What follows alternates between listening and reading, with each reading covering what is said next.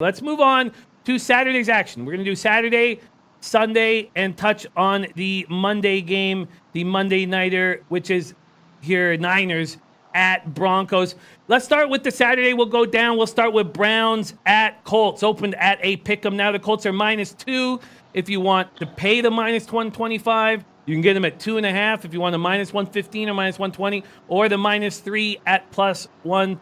Total opened at 43 and stayed. How much Baker Mayfield will we see? He looked excellent in that drive against the Redskins. Quick little 2-minute drill to start off the game. 5 and 6, 77 yards TD. Did it without Landry and OBJ. Came out up tempo, and it carried over throughout the game. There are some still battles on defense at second cornerback spot up for grabs, so there should be some intensity from the defense. Now, from the Colts, Jacoby Brissett did not look very good. He looked bad. I mean, 2 of 5, 21 yards over 3 series. Completed the only completions were to Devin Funchess. Indianapolis combined for 2 first downs and 44 yards on its first 7 series.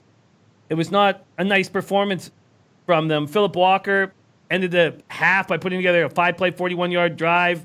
Frank Reich placed the blame on the Colts not being able to run the ball, 16 yards in the first half.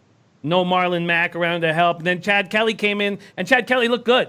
A little 33-yard scamper into the end zone, and 2 drives for field goals. Browns at Colts. Donnie, right side. Do you have a look or a feel with this one? This is an interesting one, Jimmy, and it's just coming from the information that's coming out from both sides here. Because we know Cleveland, look, the bigger picture is they're ready for the regular season, maybe get Baker Mayfield out there, have a good scoring drive, get in and out of the game. But I'm kind of perplexed by the actual movement of the game on the lines. We're seeing, open up at a pick'em or -1, now sitting at -3s for Indianapolis. Now, looking on the cover of this game, you'd say, you know what, that makes sense. Indianapolis wants to bounce back. But then, you read the stuff with Frank Reich is talking about. He's saying by the 3rd preseason game, I want to figure out who my starter is. Now, to me, I'm trying to read that and say, well, that means that either Andrew Luck is probably going to miss a lot more time than you think because he's not going to play in the preseason. You don't know how healthy he is. But then if you turn the picture and say, okay, let's just say for some odd instance that Andrew Luck's not going to be ready to start the season. The common thinker would say, well, then you're going to have to get Jacoby Brissett ready to go. He's going to play a lot of time. He's got to get in sync with the offense. But that's the opposite of the way that NFL teams think, because if you have Andrew Luck banged up, the general manager and the head coach are saying, I can't lose Jacoby Brissett now. Then we're going to be up the creek for 2 to 3 weeks until Andrew Luck can even come back. So it's kind of a conundrum to me why that line has moved up. And just for that, I'm going to take Cleveland plus the points tonight because I can't see them saying, well, Jacoby's got to play 2.5 quarters to get ready, when if he gets banged up, you're looking at, we have no idea who the starting quarterback's going to be week 1. Give me Cleveland tonight.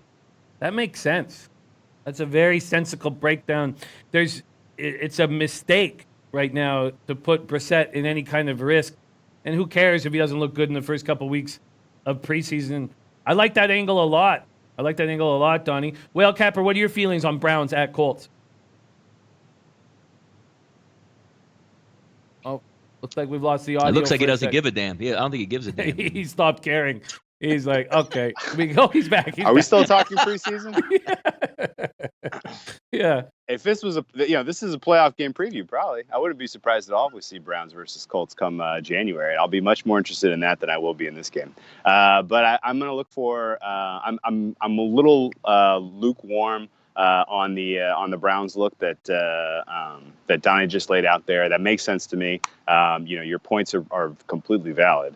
I would be surprised if we see a ton of Brissett because you do need to keep him healthy unless they're not 100% sure that he's their backup. That's the only other reason that they might be, playing games here is that, they may be seeing things from him in practice that they're not feeling great about, and they want to give his, give some looks to the guys behind him to see if they can push him.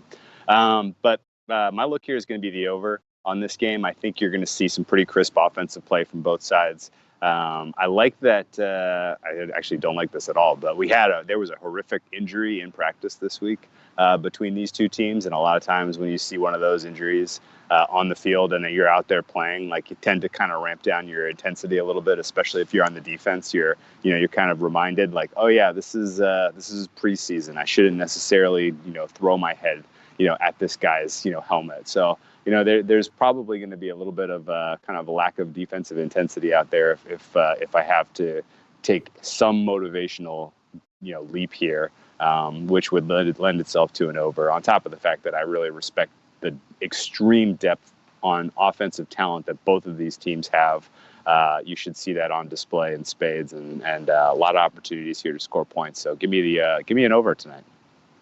Back in the over. Interesting look. And yeah, you're right. Maybe Chad Kelly is an option